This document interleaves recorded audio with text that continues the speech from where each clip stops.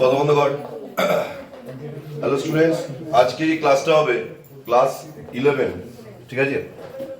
Class 11 এর final অ্যাকাউন্টের profit and লসের পার্টটা, ঠিক আছে? প্রফিট অ্যান্ড লসের পার্ট। প্রথম আমাদের ক্লাস হয়েছিল ট্রেডিং অ্যাকাউন্ট, আজকে এটা হবে সেটা হচ্ছে প্রফিট অ্যান্ড লস। তো ট্রেডিং অ্যাকাউন্টের ক্লাসটা একটু দেখে নিবি যারা আসিসনি। আর প্রফিট অ্যান্ড লসের যে ক্লাসটা হবে, মানে ট্রেডিং ফাইনাল অ্যাকাউন্ট হয় trading account, profit and loss account আর ব্যালেন্স শিট, ঠিক আছে? তিনটে মিলে হয়। তো আমরা এগুলো আলাদা আলাদা করে পার্টে শিখে তারপর বড় অঙ্ক একবারে করব। তো ট্রেডিং অ্যাকাউন্টে আমি বলেছিলাম যে ডাইরেক্ট এক্সপেন্সেস, ডাইরেক্ট ইনকাম, এই বিষয়গুলো আসে। Those expenses which are related directly to the production, जो एक्सपेंसेस डायरेक्टली प्रोडक्शन के साथ जुड़ा हुआ होता है वही ट्रेडिंग अकाउंट में आता है, और वही जो डायरेक्ट इनकम जो होता है वो ट्रेडिंग अकाउंट में आता है। तो पीएल में क्या आता है? पीएल কি আসে, মানে প্রফিট এন্ড লসে কি আসে? প্রফিট এন্ড লসে আসবে হচ্ছে সেই খরচগুলো, সেই এক্সপেন্সেস গুলো যেগুলো না করলেও হয় কিন্তু প্রোডাকশন সেটা করে থাকে, ঠিক আছে? তাহলে কি বললাম, প্রফিট অ্যান্ড লসে কোন খরচগুলো আসবে? যেই খরচগুলো প্রতিষ্ঠান না করলেও চলতে পারে কিন্তু করা হয়ে থাকে। যেমন এক্সাম্পল লাইটিং। লাইটিং যদি না করা হয় কি হবে? দিনের বেলা কাজ হবে, ইনভার্টার চলবে, ব্যাটারিতে কাজ হবে, দেরও হতে পারে। তারপরে লাইটিং পিছিয়ে পিছিয়ে, তার মানে লাইটিং ছাড়াও কাজ হতে পারে, কিন্তু যদি লাইটিং করা হয় তাহলে লাইটিং পেয়ে আসবে। স্যালারি, স্যালারি ছাড়া কাজ হতে পারে। অফিসের স্টাফদের দরকার পড়ে না, ছোটখাটো ব্যবসায় মালিক নিজেই হিসাব লেখার কাজ, ছোটখাটো কাজগুলো করে ফেলবে, এইসব কাজগুলো করে ফেলবে, তাহলে স্যালারি দরকার পড়ে না। কিন্তু যদি কর্মচারীকে স্যালারি দেওয়া হয় বা কর্মচারী রাখা হয় তাহলে স্যালারিটা দেওয়া হবে, তখন সেটা আসবে। কিন্তু ওয়েজেস ছাড়া, লেবারদের ছাড়া কখনো কোনো প্রোডাকশন হতে পারে না। তার জন্য লেবারদের ওয়েজেসটা ওটা করতেই হবে, ডাইরেক্ট এক্সপেন্সেস, যেটা আসে কোথায়? ট্রেডিং। তো আজকে আমরা ট্রেডিং নিয়ে কথা না, আজকে শুধু আমরা পিএল নিয়ে কথা বলবো। এই পিএল নিয়ে কি হবে? প্রফিট অ্যান্ড লসে। প্রফিট অ্যান্ড লসে নর্মালি সাজানোর সেরকম কোনো ব্যাপার নেই। তোরা এটা করবি, প্রথমে টু স্যালারিজ দিবি, ঠিক আছে? এবার ভালো করে বোঝ কি বলতে চাইছি।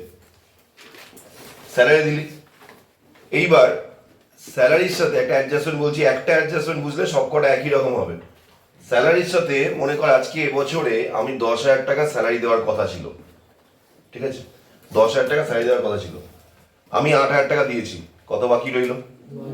2,000 টাকা বাকি রইল। এই যে 2,000 টাকা স্যালারি বাকি রইল, এই 2,000 টাকা স্যালারি যে বাকি রয়েছে, সেই বাকি স্যালারিটা যেটা, সেটা যদি আমি এবছর না দেখাই তাহলে অ্যাকচুয়ালি 10,000 টাকা খরচ হয়েছে, খরচ 10,000 টাকা হওয়ার কথা ছিল, আমি 8,000 টাকা খরচ করেছি। কিন্তু এই যে 2,000 টাকা দেখাইনি, যেটা আমার এবছরের খরচ, যদি আমি 8,000 টাকাই খরচ দেখাই, যেখানে আমার খরচ করার কথা ছিল 10,000 টাকা, কিন্তু আমি দেখাচ্ছি 8,000 টাকা, 2,000 টাকা কম দেখাচ্ছি, তাহলে কি হবে? আমার 2,000 টাকা কম দেখানোর জন্য আমার প্রফিট কিন্তু 2,000 টাকা বেড়ে থাকবে। চিন্তা করে দেখ কথাটা কি বললাম। খরচ যখন তুই কম দেখাচ্ছিস তখন তো প্রফিট বেড়ে থাকবে, খরচ যখন তুই বেশি দেখাবি তখন প্রফিট কমে যাবে। তাহলে খরচ যখন আমি কম দেখাচ্ছি তাহলে প্রফিটটা বেড়ে যাচ্ছে, যেটা এবছরের প্রফিটের ক্ষেত্রে সঠিক হবে না, সঠিক অ্যাকাউন্টস বা হিসাব রাখা হবে না। তাহলে কি করতে হবে? আমাকে এটা করতে হবে, হতে পারে আমার 10,000 টাকা দেওয়ার কথা ছিল, আমি 8,000 টাকা দিয়েছি, কিন্তু এবছরে যে বাকিটা আছে সেই বাকিটাও আমাকে খরচ হিসেবে ধরে নিতে হবে। তার মানে বাকি বলতে outstanding, accrued, unpaid, not paid, এগুলো সব হচ্ছে বাকি। তাহলে কি করতে হবে? সেটা এখানে অ্যাড করে নিতে হবে, আউটস্ট্যান্ডিং। সেক্ষেত্রে এই যে স্যালারিটা, এই স্যালারিটা ইনার কলামে লিখবি, তার সাথে আউটস্ট্যান্ডিংটা অ্যাড করবি, যোগ করে এটা হবে, সেটা বাইরে লিখবি। বোঝা গেল? ক্লিয়ার? আচ্ছা, স্যালারির পরে মনে কর যেখানে ব্যবসা রয়েছে ভাড়ায় চলছে, রেন্ট দিতে হচ্ছে, টু রেন্ট, ঠিক আছে?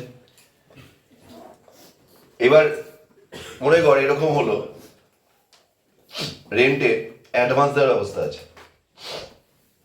অ্যাডভান্স বলতে প্রিপেড সিস্টেম, প্রিপেড বলতে এই যে তোরা রিচার্জ করিস মোবাইলে, এটা প্রিপেড সিস্টেম।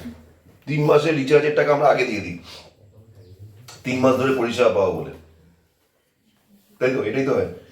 তাই 3 মাসের টাকা আগে দিয়ে দিলাম, বা মনে কর সামনের বছরের টাকা এবছর দিয়ে দিলাম, তাহলে এটা কি এবছরের খরচ? সামনের বছরের টাকা বা পরের বছরের টাকা এবছর দিয়ে দিলাম, তাহলে এটা কি এবছরের খরচ? মনে কর আমার সামনের বছরে 2000 টাকা একটা খরচা আছে, 2000 টাকাই ধরি, আমি 2000 টাকা খরচাটা এবছর দিয়ে দিলাম। বা সামনের বছর আমার একটা রেন্ট দেওয়া আছে 10,000 টাকা, আমি তার মধ্যে 2000 টাকা অ্যাডভান্স দিয়ে রাখলাম সামনের বছরটা এবছরে, তাহলে এই 2000 টাকা কি এবছরের খরচ? সামনের বছর কি আমি 10,000 টাকা দেবো? সামনের বছর 8,000 টাকা দেবো, তাই তো? এবছর 2000 টাকা দিয়েছি, এবছর রেন্ট মনে কর 10,000 টাকা, কথা কথা বলছি, এবছর রেন্ট মনে কর 10,000 টাকা, আমি লিখলাম 10,000 টাকা লিখলাম, এবছর রেন্ট মনে কর 10,000 টাকা, 10,000 টাকা আমি দিয়েছি, তার সাথে আমি আরো 2000 টাকা দিয়ে রেখেছি। কোন বছরের? সামনের বছর। সামনের বছর 2000 টাকা দিয়ে রেখেছি, সামনের বছরে 2000 টাকা দিয়ে রেখেছি, তাহলে সেই 2000 টাকাটার জন্য এবছরের আমার রেন্ট কত হলো? 12,000 টাকা। এবছর রেন্টের খরচ কত হলো? আমি 2000 টাকা, সামনের বছর 10,000 টাকা দেওয়ার কথা, সেখানে সামনের বছরে বললাম 2000 টাকা অ্যাডভান্স রেখে দাও, বা বাড়িওয়ালা চাইছে 2000 টাকা অ্যাডভান্স দিয়ে রাখলাম, তা তার জন্য আমার এবছরের রেন্ট তো খরচ হচ্ছে 10,000 টাকা। অ্যাডভান্স কখন হয়? যখন আমরা এবছরের খরচ ঠিকঠাক মিটিয়ে পরের বছরের খরচা কিছুটা মেটাই, বা পুরোটা মেটাই, বা কোনো আংশিক মেটাই, সেটা হচ্ছে সামনের বছরে। বুঝে গেল কি বললাম? मान लो कि तुम इस साल में रेंट दे रही हो, इस साल में रेंट दे रही हो 10,000, ठीक है, इस साल का एक्सपेंसेस, लेकिन ऐसे सिचुएशन ऐसा है कि अगले साल का रेंट का कुछ हिस्सा या कुछ पार्ट तुम्हें मकान मालिक ने बोला कि तुम दे दो, तो अगले साल में 10,000 रेंट में से तुम 2,000 या 2,000 फॉर्मूला साइलेंस कर 2,000 रेंट तुम इस साल में दे रही हो, ठीक है? तो इस साल में तुम्हारा टोटल रेंट का एक्सपेंसेस कितना हुआ? 10,000 या 12,000? 12,000, 10,000 इस साल का और 2,000 अगले साल का, तो टोटल रेंट का जो एक्सपेंसेस हुआ वो 12,000, ठीक है? अभी ये जो 12,000 है, ये तो तुम्हारा एक्सपेंसेस हो गया, लेकिन तुम इस साल के लिए कितना रेंट दिखाओगे? इस साल के लिए कितना रेंट দেখাবে? বুঝতে পারলি কি বললাম? এই বছরে তোরা কত রেন্ট দেখাবি, এই বছরে কত দেখাবি, যেটা एक्चुअल एक्सपेंसेस। इस साल में उतना ही रेंट दिखाओगे जितना इस साल के लिए हुआ है। इस साल के लिए कितना रेंट हुआ है? 10,000, मतलब लेकिन हमने किया कितना? 12,000। इसका मतलब क्या हुआ? 2,000 या 2,000 मैंने अगले साल या अगले साल के लिए 2,000 कर दिया, तो क्या करना पड़ेगा? ये 2,000 क्या करना पड़ेगा? लेस करना पड़ेगा। तो यही होता है कि एडवांस या प्रीपेड जो होता है वो लेस होगा, ठीक है? তাহলে কি বললাম? তাহলে কি বলছি যে এই যে রেন্ট, আস্তে কথা বন্ধ, এই যে রেন্ট, এই রেন্টটা 12,000 টাকা যেটা দেওয়া আছে, সেটা 2,000 টাকা সামনের বছরের খরচ করা আছে, अगले साल का 2,000 दिया हुआ है। तो इस साल में এই বছরে एक्चुअल एक्सपेंसेस कितना हुआ है? এই বছরে actual expense, actual expenses for the rent purpose actual expenses कितना हुआ है? 10,000 টাকা হয়েছে। তাহলে অ্যাকচুয়াল যে খরচটা হয়েছে সেটা 10,000 টাকা হয়েছে। তাহলে কি করব? অ্যাডভান্স, এখান থেকে অ্যাডভান্সের রেট কি করতে হবে? লেস, ঠিক আছে? 10,000 টাকা করবো। তার মানে আমরা কি পেলাম এখানে? অ্যাডভান্স, কথা বন্ধ কর। তাহলে আমরা কি পেলাম এখানে? অ্যাডভান্স বা প্রিপেড লেস হবে, কারণ ওটা সামনের বছরের বা পরের বছরের খরচ। আর আউটস্ট্যান্ডিং বা অ্যাক্রুড যেটা, সেটা অ্যাড হবে, কারণ সেটা এবছরেরই খরচ, এবছরে ऐड হয়নি। क्या बोला समझ में आया गुरफान? समझ में आया क्या बोला मैंने? जो अगले साल का या मान लो कि 2024 चल रहा है, तो 2024 का कोई एक्सपेंसेस तुम डिले किए हो, नहीं दिए हो, तो आउटस्टैंडिंग होता है, तो होगा क्या? ऐड। वो इस साल का एक्सपेंस नहीं दिए, लेकिन इस साल का एक्सपेंस है, अगर तुम इस साल का एक्सपेंसेस इस साल में नहीं दिखाओगे तो क्या होगा? प्रॉफिट लॉस में दिक्कत आ जाएगा, तो प्रॉफिट हम ज्यादा दिखा देंगे, इसी वजह से ये ऐड होता है। अब उसके बाद जो प्रीपेड या एडवांस होता है वो अगले साल का होता है। तो अगले साल का एडवांस जो होता है इस साल में ले लिया मैंने, तो इस साल में अगर उससे हम लेस नहीं किया तो इस साल में जो एक्सपेंस एक्चुअल एक्सपेंसेस जो है वो ज्यादा हम दिखा देंगे। समझ में क्या बोला मैंने? तो इसी वजह से वो लेस होता है। তার মানে এই বছরে কোনো খরচে যদি আগের পরের বছরের খরচ অ্যাড করা থাকে তাহলে সেটা কি হবে? সেটা লেস হবে, প্রিপেয়ারের জন্য লেস হয়। এই বছরে কোনো খরচে যদি এই বছরের খরচা না নেওয়া হয়, মানে যেটা বাকি আছে বা দিইনি আমি সেটা যদি না ধরি আউটস্ট্যান্ডিং, তাহলে কি হবে? তাহলে প্রফিট লস কম দেখানো, বেশি দেখানো হয়ে যাবে। এই জন্য কি করতে হবে? আউটস্ট্যান্ডিং অ্যাড হবে, রেন্টের সাথে অ্যাডভান্স লেস হবে। ক্লিয়ার? এইবার এক্সপেন্সেস আর কি হতে পারে? টু রেন্ট, এরকম হতে পারে যে কোম্পানি রেন্ট পেয়েছে, হয়তো এরকম কোম্পানি রেন্ট রিসিভ করেছে, হতে পারে। রেন্ট রিসিভ হলে কি হবে? উপরটা একটু ফাঁকা রাখছি, বাই রেন্ট রিসিভ। তোরা অ্যাকাউন্ট লিখতে হয়, সেখানে অসুবিধা নেই, আর পুরো উপরে প্রফিট লস অ্যাকাউন্ট লিখলে না লিখলেও চলবে। রেন্ট রিসিভ, তাহলে রেন্ট যেটা পাচ্ছি সেটা বোঝা গেল। এবার একটা কথা বল, ব্যানার্জি বুক হাউস দেখে আয়। ব্যানার্জি বুক হাউস যদি কোনো বই কেনে সেটা তার গুডস, তাই তো? কিন্তু ব্যানার্জি বুক হাউস যদি ফার্নিচার কেনে সেটা তার অ্যাসেট। ব্যানার্জি, কথা বন্ধ কর। ব্যানার্জি বুক হাউস যদি বই বিক্রি করে সেটা তার বই বিক্রি করে ইনকাম, ব্যবসার ইনকাম, সেলস, ট্রেডিং এ যাবে। কিন্তু ব্যানার্জি বুক হাউস যদি কোনো ফার্নিচার বিক্রি করে ইনকাম করে সেটা তার ইনডাইরেক্ট ইনকাম। সেটা কোথায় আসবে? স্টোরে সাইড করে রেখে দিয়েছিল, তাহলে সেটা কোথায় আসবে? সেটা পিএলএ আসবে, প্রফিট এন্ড লসে আসবে, তাই তো? ঠিক একইভাবে একটা কারখানা, কোম্পানি, পিছন থেকে কথা বন্ধ, একটা কারখানা চলে, একটা কারখানা বা কোম্পানি, এখানে বসবো, এখানে বস, এখানে বস, এখানে বস, দেওয়া একটু এগিয়ে তো, একটু সামনে একটু এগিয়ে, তুই একটু এগিয়ে, একটু এগিয়ে, একটু এগিয়ে। তাহলে কি বললাম? যে এবার একইভাবে কথা বন্ধ কর। রূপা ফার্নিচার যদি ফার্নিচার কেনে বা বিক্রি করে সেটা গুডস হবে, কিন্তু রূপা ফার্নিচার যদি বই কেনে বা বই বিক্রি করে সেটা কিন্তু তার অ্যাসেট হবে। এবার অ্যাসেট হয়ে সেটা যখন বিক্রি করছে সেটা কিন্তু ইনডাইরেক্ট ইনকাম। এটাই বলতে যে ডাইরেক্ট ইনকাম মানে সেলস, যে যে প্রোডাক্টের বিজনেস করে সেটা যদি সে বিক্রি করে সেটা সেলসের মধ্যে আসে, সেটা আসবে ট্রেডিং এ, ক্রেডিট দিকে। কিন্তু আদার্স যা কিছু ইনকাম হোক সব আসবে পিএলএ। তারপরে রেন্ট রিসিভ করলে পিএলএ। মনে কর ফার্নিচার বিক্রি করে প্রফিট হচ্ছে, profit on sale of furniture, PLA. Furniture বিক্রি করে লস হচ্ছে, loss of furniture, PLA, debit দিকে। ক্লিয়ার না? ক্লিয়ার না?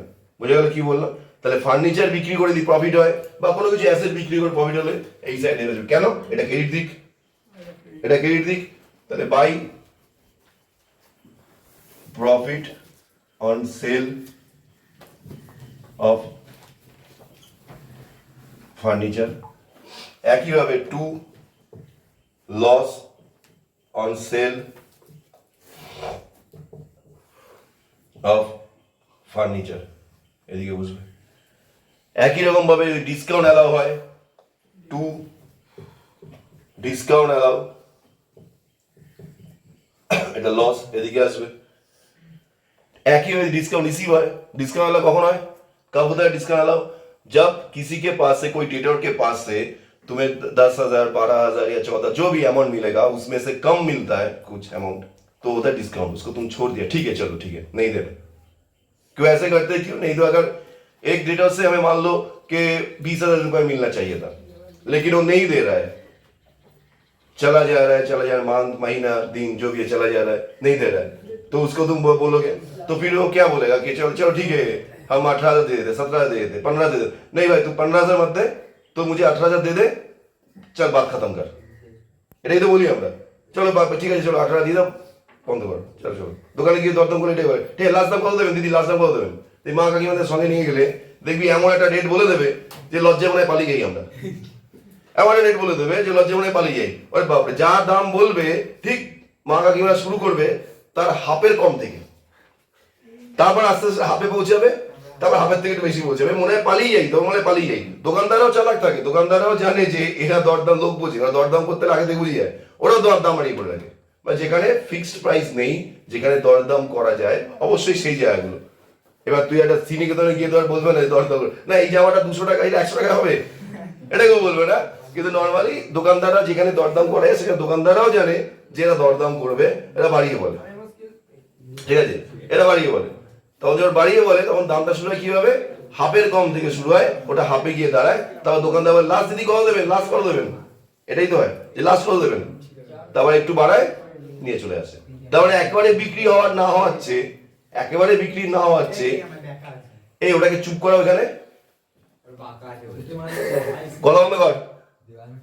তাহলে কি বললাম যে ওটা যখন শুরু করবে এরকম ভাবে দোকানদারকে, তখন দামটা এবার দরদাম করে শুরু করে, দোকানদারও জানে এই ব্যাপারটা এরকম হয়, তারপরে সে কি করবে, সে দামটা বাড়িয়ে বলবে। একেবারে না পাওয়াচ্ছে, बिक्री ना हो अच्छे, बोनी ना हो अच्छे, कोई सेल नहीं हुआ सारा दिन, उसको क्या तुम जाकर क्या कर, दुकान जब खुलेगा तो उस टाइम में चले जाना, ठीक है, जब खुलेगा, जब धूप दिन ऐसे करता है ना तब चले जाना, जाके बोला कि चलो क्या दोगे, हाँ बोनी टाइम भाई, बोनी टाइम कोई नहीं दो वरना भी दो, तुमको वो कोशिश करेगा, वो 100% एफर्ट देगा तुमको जस्ट रिटर्न ना आना पड़े, क्योंकि उसका दुकान खुला है, अभी खुलने के बाद जाना चाहिए, खुलने के बाद जाना चाहिए और बंद होने के टाइम में जाना चाहिए। कोई दुकान में जाना चाहिए तो खुलने के बाद जाना चाहिए, बंद होने के टाइम जाना चाहिए। जब बंद होगा कितना अरे হবে হবে এটা হবে না হবে না আরে দাও দাও দাও আরে যাও যাও যাও, দোকান এরকমই হয়। আর খোলার টাইমে গিয়ে যখন ধূপ ধোয়া দিচ্ছে, জাস্ট ধূপ ধোয়া দিচ্ছে, এটা কত ধূপ ধোয়া দিয়ে দিল, হ্যাঁ এটাই দাম আছে, এটা হবে এটা হবে, ও জানে হবে না তাও তো ফেরত যাবে না, একটু কম বেশি অ্যাডজাস্ট করে তোকে দিয়ে দেবে, এটাই সিস্টেম। তার মানে যত দোকানদার টার্গেট রাখতে হবে, ওটা দোকানে টার্গেট রাখতে হবে এই সময়টা। তাহলে এই যে বিষয়টা হবে, এই যে ব্যাপারটা হবে, এই যে যত টাকাটা কম পেলো, আসে কথা না, যত টাকাটা কম পেলো সেটা কি হলো, डिस्काउंट अलाउ, जो अमाउंट कम मिला है डिस्काउंट अलाउ, तो क्या हुआ, दुकानदार का वो क्या हुआ, लॉस। तो इसीलिए डेबिट साइड में आता है लॉस या एक्सपेंसेस, डेबिट साइड में आएगा। अब ऐसे भी हो सकता है, मान लो कि तुम किसी से चीज खरीद रहे हो, खरीदने के बाद जो अमाउंट तुम दोगे उसमें से कम दिया तो तुम्हारा डिस्काउंट रिसीव हुआ।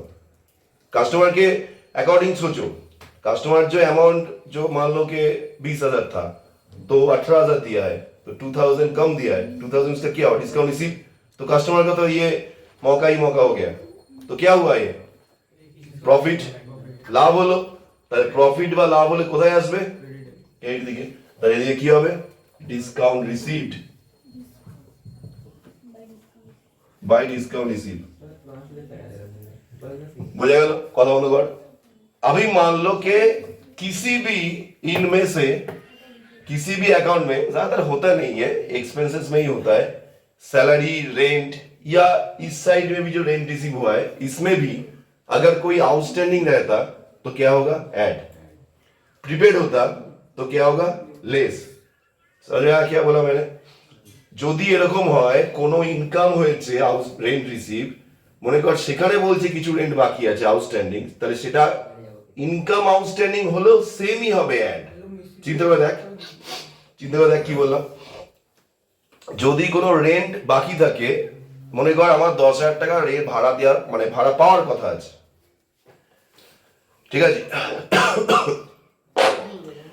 10,000 টাকা ভাড়া পাওয়ার কথা আছে, আমি 8,000 টাকা পেয়েছি, তা আমি যখন হিসাবে দেখাবো আমি কি দেখাবো, 8,000 টাকা দেখাবো, কিন্তু 2,000 টাকা बाकी আছে এটাও তো দেখাবো।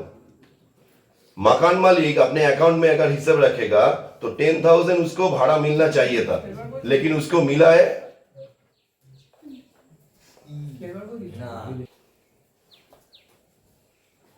तो ऐसे भी सिचुएशन में हो सकता है कि तुम्हें रेंट मिलना चाहिए था अकॉर्डिंग टू मकान मालिक के मतलब तरफ से सोचो, मकान माने বাড়িওয়ালার দিক থেকে চিন্তা কর, বাড়িওয়ালার 10,000 টাকা পাওয়ার কথা আছে, বাড়িওয়ালা কত পাচ্ছে, মনে কর 8,000 টাকা পেল, 8,000 उसको मिला है, 2,000 नहीं मिला, लेकिन उसको एक्चुअल रेंट कितना चाहिए था, कितना मिलना चाहिए था, 10,000, लेकिन वो दिखाएगा 8,000 दिखाएगा तो उसे प्रॉब्लम, दिक्कत क्या आएगा, अगर वो 8,000 दिखा दिया तो दिक्कत क्या आएगा, प्रॉफिट एंड लॉस সেই একই ব্যাপার, প্রফিট এন্ড লসের এফেক্টটা গন্ডগোল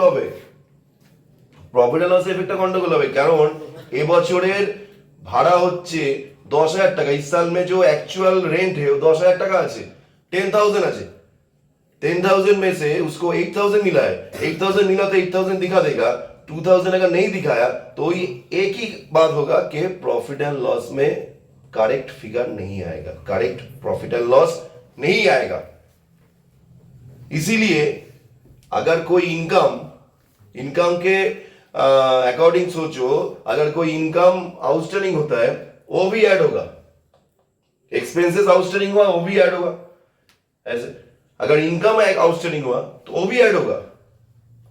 एक ही तरीके से अगर कोई इनकम प्रीपेड हो गया, मतलब अगले साल का इनकम मेरे एडवांस आ गया इस साल में, तो इस साल में अगर एडवांस मेरा आ गया है तो वो इस साल का इनकम नहीं है। मान लो कि यही रेंट अगर कोई अगले साल का, पिछले साल का नहीं, अगले साल का कोई एडवांस में दे दिया, अगर एडवांस में रेंट दे दिया तो रेंट क्या होगा, एडवांस रेंट लेस होगा, क्योंकि अगले साल का रेंट इस साल में हम नहीं दिखा पाएंगे। क्यों नहीं दिखा पाएंगे? ले तो लिया, लेकिन क्यों नहीं दिखाएंगे? क्योंकि इस साल में प्रॉफिट वो कम हो जाएगा। ठीक है, बुझे गেল কি বললাম? তাহলে এক্সপেন্সেস ইনকাম একই জিনিস হবে, যদি আউটস্ট্যান্ডিং হয় এক্সপেন্সেস ভ্যালু অ্যাড হবে, যদি অ্যাডভান্স হয় এক্সপেন্স ভ্যালু লেস হবে। ইনকামের বেলায় যদি আউটস্ট্যান্ডিং হয় ইনকাম অ্যাড হবে, অ্যাডভান্স ইনকাম লেস হবে, একই হবে। ঠিক আছে, এরপরে নর্মালি যেরকম হয়ে থাকে, যেমন to depreciation on fixed asset. Depreciation किसको बोलते हैं? जो हम एसेट यूज करते हैं उसके वजह से उसका वैल्यू जो होता है घट जाता है। যেটা অ্যাসেট আমরা ব্যবহার করি, যে সাইকেল, বাইক, বাড়ি যাই বল, তার ভ্যালু কিন্তু কমে যায়। এবার তুমি স্যার বাড়ির ভ্যালু কি করে কমে? বাড়ির দাম তো বাড়ছে। অ্যাকচুয়ালি বাড়ির দাম বাড়ে না, জমির দাম বাড়ে। বাড়ির দাম কিন্তু বাড়ছে না, বাড়ছে জমির দাম। যেহেতু लोक संख्या बेशी, ठीक है जी, लोक संख्या बेशी ज्यादा है और उसके हिसाब से, उसके रेशियो से रहने की जगह जो है वो कम है। अभी तुम ऑस्ट्रेलिया में चले जाओ, उधर देखो, उधर जो रेशियो है रहने का और मतलब क्या बोलते उसको, रहने का और क्या बोलते उसको, रहने की जगह जो है और जो बांग्ला बोल दो, जो जनसंख्या আছে ना, जनसंख्या মানে जो रेशियो है वो रेशियो ज्यादा है उधर। मतलब मैं बोलते चाहছি जो वहां पर जो है रहने का जगह ज्यादा है लेकिन पीपल कम है। इसी वजह से वहां पे जो लैंड का जो दाम मतलब प्राइस है कम है अकॉर्डिंग टू इंडिया। इंडिया में क्या हो रहा है कि जगह कम है, आदमी ज्यादा है, बढ़ जा रहा है। हर साल में कितना, शायद 1.5 करोड़, हर साल में शायद 1.5 करोड़, 1.5 करोड़। हाँ, लॉकडाउन में बेশি হয়েছে, যাই হোক, ঠিক আছে। हर साल में 1.5 करोड़ करके जो पीपल ज्यादा हो रहा है। না এটা ঘটনা, এটা একটা সমীক্ষাই বলেছে, এটা আমি দেখেছি, এটা সমীক্ষাই বলেছে। যাই হোক, ঠিক আছে, কথা বন্ধ কর। তাহলে এইভাবে কথা বন্ধ কর, এইভাবে জনসংখ্যা বাড়ছে কিন্তু জমি থাকার জায়গা তো বাড়ছে না। তাহলে কি হচ্ছে? জমির দাম বাড়ছে। তাহলে জমির দাম অ্যাকচুয়ালি বাড়ছে, বাড়ির দাম বাড়ছে না।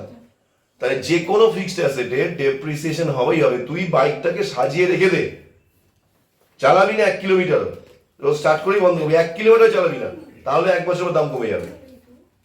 मतलब यूज करो या ना करो, फिक्स्ड एसेट का डेप्रिसिएशन होता ही है। जो वैल्यू घट जाता है उसको बोलते हैं डेप्रिसिएशन। ये वन काइंड ऑफ लॉस है। तो लॉस কোথায় আসবে? पीरियड डेबिट दिखे। बुझा गया?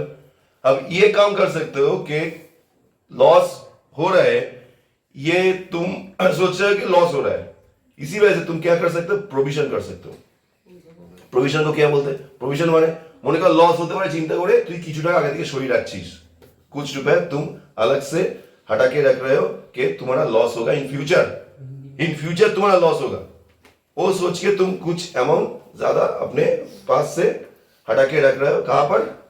रिजर्व पे। इसको क्या बोलते हैं? रिजर्व, मतलब प्रोविजन फॉर बैड डेट। बुझा গেল কি বলছি? ব্যাড ডেট হতে পারে, চিন্তা করে কিছু টাকা আগে থেকে সরিয়ে রাখা, এটা হচ্ছে প্রভিশন ফর ব্যাড ডেট। বুঝা গেল? এই প্রভিশন ফর ব্যাড ডেট কোথা থেকে হবে? প্রফিট এন্ড লস থেকে হবে। প্রফিট থেকে টাকাটা কমে যাবে। তার মানে কি হলো আমার? Provision for bad date one kind of fund. কেন ফান্ড? কেন? কারণ ওই খরচ হলে যদি बैड डेट হয় তাহলে प्रोविजन यूटिलाइज করব, अदरवाइज यूटिलाइज করব না। अगर बैड डेट हुआ तो उसमें से हम प्रोविजन के अमाउंट लेंगे, अगर नहीं हुआ तो नहीं लेंगे, लेकिन प्रोविजन करना पड़ेगा। কিন্তু प्रोविजन করতে হবে। কোথা থেকে করব? কোথা থেকে করব? প্রফিট থেকে করব। अरे আমার প্রফিট হবে দাবাতে করব। যদি কোনো লোকের রুটি কাপড়া মাকান ऐसा सिचुएशन रहा तो नंगा खाएगा क्या नहाएगा क्या निचोड़ेगा क्या? একটা ডায়লগ আছে না, नंगा नहाएगा क्या निचोड़ेगा क्या? যদি একটা লোকের 10,000 টাকা ইনকাম হয় 10,000 টাকাই খরচা হয়, সে তাহলে কি প্রভিশন করবে, কি বাঁচাবে, কি সেভিং করবে? হয়ে গেল? তখনই হবে যখন তার ইনকামটা একটা স্টেডি জায়গায় থাকবে, একটা ভালো জায়গায় থাকবে। তখন সে কি করবে? সমস্ত এক্সপেন্সেস হওয়ার পরে जो भी एक्सपेंसेस साल भर रहेगा ওই সমস্ত এক্সপেন্স হওয়ার পরে যদি কোনো টাকা বেঁচে থাকে অর্থাৎ প্রফিট হয় তবে সে প্রভিশন করতে পারবে। প্রভিশন ফর ব্যাড ডেট এটা কি ম্যান্ডেটরি? না, তোকে যদি বলে তাহলে করতে হবে, আদার্স করতে হবে না। সব প্রতিষ্ঠান তো প্রভিশন করে না, তোকে যদি প্রভিশন বলে দেয় তাহলে করতে হবে। আর সেক্ষেত্রে সেই যে প্রভিশনটা করছে, কথা বলতো, সেই যে প্রভিশনটা করছে প্রভিশনটা কোথা থেকে সরাবে? প্রফিট থেকে। তারপর ওইটা কি হলো? ওর খরচ টাকাটাই প্রফিট হচ্ছে, প্রফিট থেকে কমে যাবে। এটা ব্যাপারটা বুঝতে পারলি তো? মনে কর তুই কোনো একটা জিনিস কিনবি বলে, সাপোজ তুই একটা বাইক কিনবি বলে তুই কিছু টাকা সঞ্চয় করছিস, সেভিংস করছিস। এই যে টাকা সেভিং করছিস, এই টাকাটা তুই বাইকের জন্যই খরচ করবি, কেনার জন্য, অন্য কোনো কাজে খরচ করবি না। কিন্তু সেই টাকাটা প্রথমে যখন সরাচ্ছিস কোথা থেকে সরাবি? প্রফিট থেকে সরাবি। যে প্রফিট হবে সেটা থেকে সরাবি, যে ইনকাম হবে সেখান থেকে সরিয়ে রাখবি। তার মানে प्रोविजन एट फर्स्ट सिचुएशन जो करना पड़ेगा, कहां से करना पड़ेगा? प्रॉफिट से। তাহলে प्रोविजन হলে কোথা থেকে হবে? প্রফিট থেকে হবে। তাহলে প্রফিট কমে যাবে, আর প্রফিট কমে যাবে মানে प्रोविजनটা কি হলো? আমার ওই মুহূর্তে प्रोविजनটা কি হলো? ইন দ্যাট সিচুয়েশন प्रोविजनটা কি হলো? এক্সপেন্সেস या लॉसेस जो भी मान लो। তাহলে কোথায় আসবে? এইখানে। To provision for bad debt. Clear? বুঝা গেল এটা? प्रोविजन बैड डेट समझ में आया? আর যদি কোনো এক্সপেন্স থাকে, অনেক রকম এক্সপেন্স আছে, লাইটিং, তারপর হচ্ছে যদি কোনো লোন নেওয়া হয়, যদি কোনো ব্যবসায়ী বিজনেসের কোনো लोन নেয়, लोनेर ऊपर इंटरेस्ट देते होते बचर बचर। अगर कोई बिजनेस लोन लेता है तो उसके लिए उसको क्या देना पड़ता है? इंटरेस्ट। वो इंटरेस्ट तो साल भर देना पड़ेगा, पूरा महीना पूरा साल देना पड़ेगा इंटरेस्ट। तो इंटरेस्ट कहाँ থেকে আসবে? प्रॉफिट एंड डेबिट दिखे टू इंटरेस्ट ऑन लोन। एक ही तरीके से सोचो, अगर कोई बिजनेस किसी बात किधर पे भी इन्वेस्ट किया, कोई अमाउंट इन्वेस्ट किया, म्यूचुअल फंड, बैंक वगैरह जो भी जब ये इन्वेस्ट किया, उसमें से उसको क्या मिलेगा? इंटरेस्ट। बैंक বা যে কোনো জায়গায় টাকা ইনভেস্ট করে কি পাবে? ইন্টারেস্ট। তাই ইন্টারেস্টে কি হবে? ইনকাম হবে, রিসিভড। তার মানে কোনো ইনভেস্টমেন্টের ইন্টারেস্ট কি হবে? রিসিভ। কি হবে? ইনকাম। কি হবে? আমার সাথে বল। ইন্টারেস্টে কি হবে? ইনকাম। কি income? Interest on investment. Interest on investment. তাহলে এটা ইনকাম হলে কোথায় আসবে? বাই ইন্টারেস্ট অন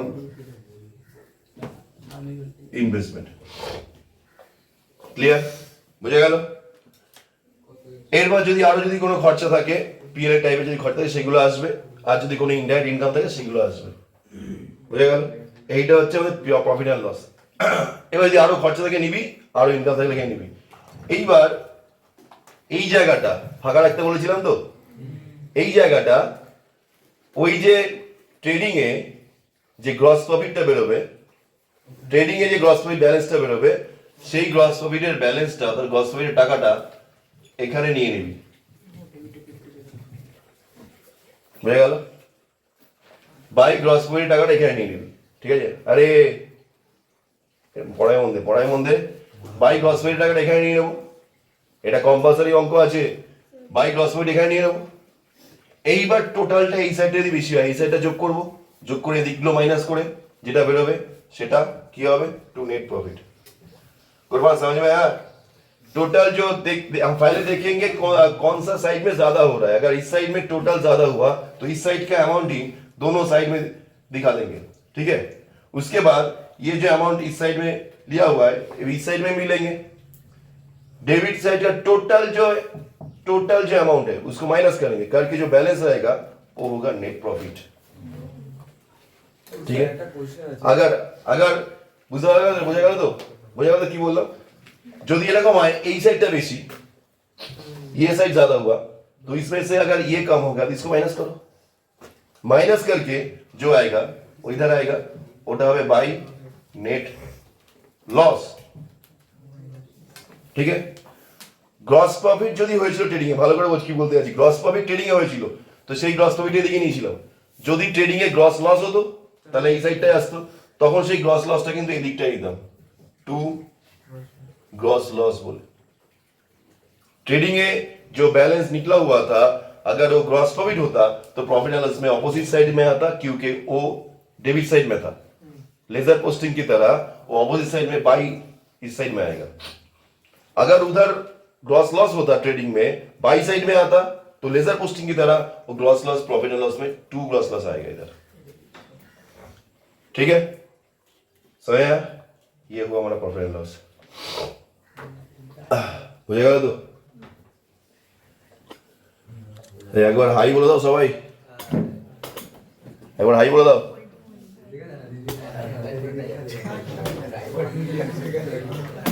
সবাই হাই বলে দাও একবার। আরে ভাই আজকে হচ্ছে না কালকে হয়ে যাবে, কি আছে, তাই তো? আরে তো আজকে হচ্ছে আর কাল একদিন হয়ে যাবে, প্রবলেম কি আছে? আরে হ্যাঁ দেখ, আমি একটা বিষয় বলি, যখন আমি শূন্য থেকে শুরু করেছিলাম তখন কম স্টুডেন্ট ছিল, তো আজকে থেকে এই জায়গায় এসছে, তো তাহলে আজকে না একটু সাবস্ক্রাইব কম আছে, হয়ে যাবে, ঠিক আছে? হ্যাঁ ওই একটা ভালো জায়গা আছে। ঠিক আছে, আজকে মতো ক্লাসটা হয়ে গেল।